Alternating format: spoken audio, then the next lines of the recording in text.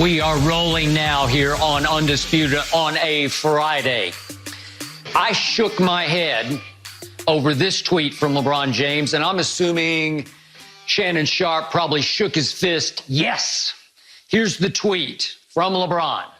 Thinking about maybe sitting down and breaking down some of my most memorable games and moments in my career. Maybe IG Live it or just film it and hold on to it for another time, followed by thinking emoji.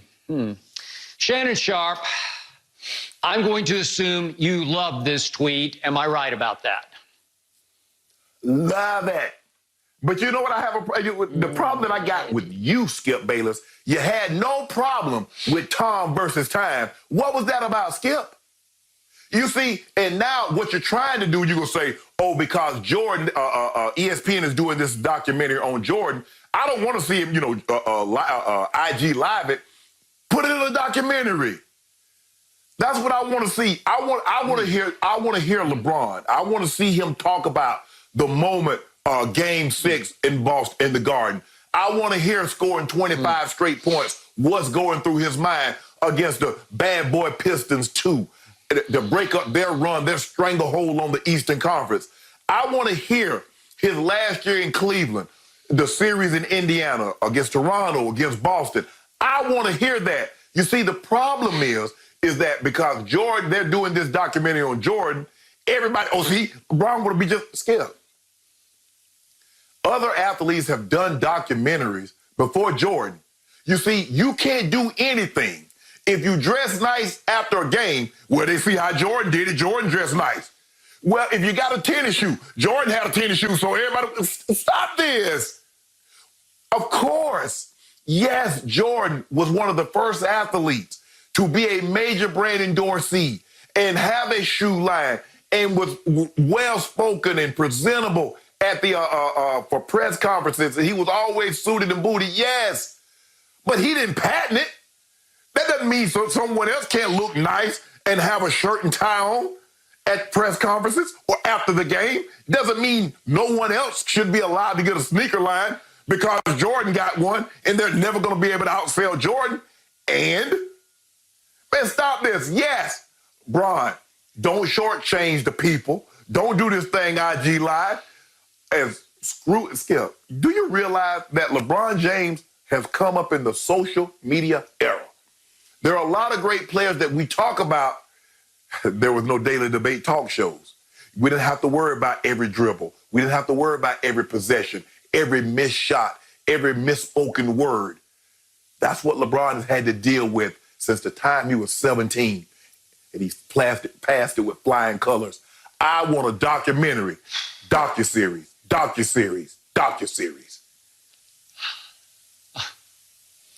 Okay. Point number one, Michael Jordan didn't commission the documentary that's about to air on ESPN called The Last Dance, and they've moved up the airing of it, as you know, from June to April, in part because all of us are stuck at home right now where we should be. But that's not Jordan's doing. That's ESPN's doing. That's the documentary maker's doing. Jordan didn't say, I think it's time for me to do a documentary on myself. No, somebody else did it because somebody else is always documenting Michael Jordan's greatness. Look, Shannon, I get tired on this show. I get wrung out from having to criticize LeBron, but he's always asking for it. I don't enjoy it. I didn't want to do it today until I saw this tweet last night, and my first thought was, from my heart, LeBron, this is so beneath you. You're so much greater than this. This reeks of insecurity. This reeks of somebody who's not sure how great he is, somebody who has to keep reminding us how great he has been so that maybe we forget those many moments when he wasn't great. And again, Michael Jordan, while he was playing, would have never, again, there was no social media, but he would have never gone to the media and said, you know, guys, I'm thinking about doing a documentary on myself talking about all my greatest moments and breaking them down for the world to hear and see.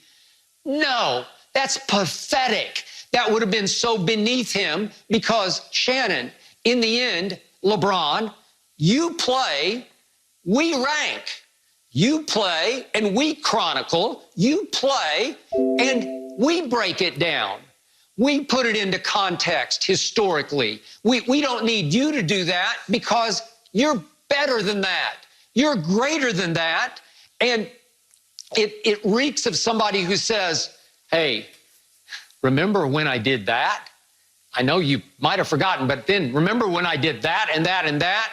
Because he wants us to forget his so many epic fails. He wants us to forget what happened in that last series against the Boston Celtics before he took his talents to South Beach, when his owner accused him of quitting, when he shrank in games 4, 5, and 6 against the Celtics, and they lost in 6. And LeBron wants us to forget about that all-time superstar meltdown that he suffered in games 4, 5, and 6 in his first finals against Dallas with the Miami Heat. And he wants us to forget what happened down the stretch of Game 6 in 2013 when he crumbled under the pressure to beat my Spurs. He had 3 uncharacteristic, unforced error turnovers in the last 3 minutes.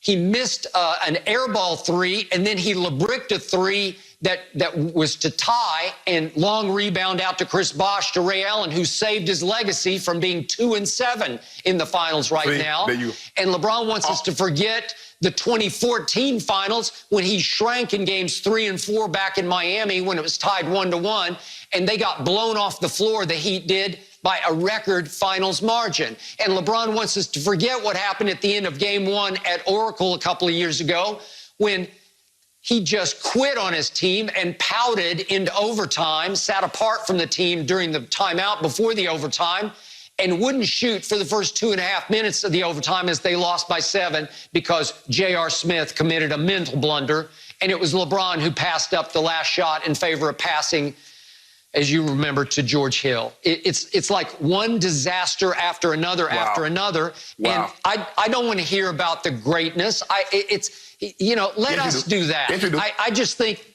No, I don't. Shannon, it was just a year ago.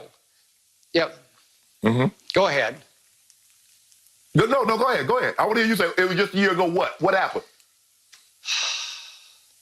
It was just a year ago that the great LeBron James, the GOAT as you call him, came to Los Angeles in his first year with the Lakers. Yeah. And they had a lot of good young players on that team. And LeBron, when he was healthy, went 28-27 as a starter and created not a documentary, but a blooper reel of lowlights. And just because LeBron tweeted this, I'm sorry, we've got to show it again just one more time. No, we don't have because if we could see what happened, remember the pass inbounds at Phoenix? He throws it in, and it hits the backboard. What are you doing, LeBron? And then remember what happened at Memphis? Kyle Kuzma had to shove LeBron out to guard his man at the three-point line because he wasn't playing any defense. Come on, LeBron, you're better than that. Kyle Kuzma, who doesn't play defense himself. And then remember when he rolled the ball up the floor and he rolled it to save time, and he gets it to the other end and just kicks it out of bounds. Blooper. And then the all-time blooper was at Madison Square Garden, the house he should own, the house that MJ owned, and Mario Hezonja blocked his last-second shot. Hezonja, now with the Portland Trailblazers, then with the Knicks. Okay, it's just blooper, and that's just the tip of that iceberg from last year, Shannon. Now you're telling me, I'm thinking about sitting down and breaking down all my greatest moments. Stop it, LeBron, that's pathetic, beneath you. Skip, if you don't mind me asking, who commissioned Tom versus Time? He did. Why would he do that? Tom Brady, it's not your job. It's our job to tell you how great you are. It's our job to rank you. Oh, so why would he do that, Skip? It shows a sign of insecurity to me. That's what it shows to me. Go ahead. Tom Brady has the opposite championship record of LeBron James. LeBron is lucky to be 3-6 in the finals. Tom Brady is 6-3, and the 6 came via all fourth quarter comeback game-winning drives via Tom Brady. But not once in Tom versus Time did he flash back to, remember when I did this or remember when I did that? No, he's just trying to show you, to enlighten you on how he takes care of his body, how he trains versus the norm. He's shattering the mold with his trainer, Alex Guerrero. They're saying, this is the way we're beating Father Time. It's Tom versus Time. We're openly sharing our method with you, how we do it, that nobody else has ever done it. You should thank him for that, because if you had seen Tom versus Time when you were 35, Shannon, maybe you'd played until you were 40 if you had Alex Guerrero's training methods at your fingertips, in front of your eyes, so you could drink it all in. Did you see what he get Gronk? Gronk tried that, and Gronk is now retired with me working for us because he tried Tom versus Time. Julian Edelman. Julian, what did Jules say? No, Tom, I can't do that. You back there protected. I got to hit this iron. I got to be protected. See, elasticity works if you're a quarterback. But when you taking that punishment, you can't train like that, Skip. Only a quarterback or a kicker or a punter, somebody that's not taking contact on a consistent, regular basis, can train like this. But Skip, no. If you great, we don't need to know how you work out. LeBron James, they posted what his trainers do. He's working out too.